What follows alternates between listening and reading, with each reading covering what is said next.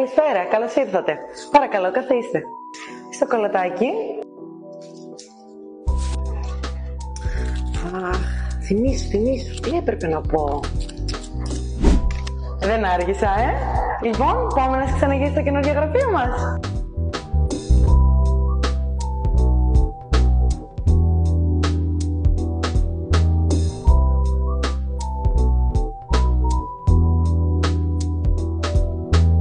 Εδώ παίρνουμε τις σημαντικές αποφάσεις. Ποιος θα φέρει τις τυρόπιτες το πρωί.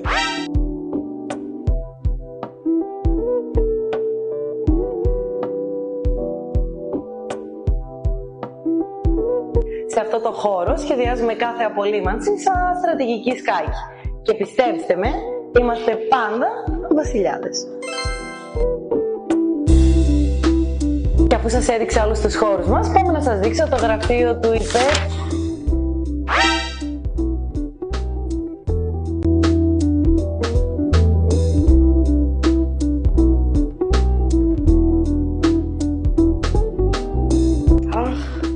Μόλις θυμήθηκα τι έπρεπε να πω. Τι θυμηθήκατε? Τι θυμήθηκα, ότι θα φάμε 30 καναπεδάκια και 16 παγωτά.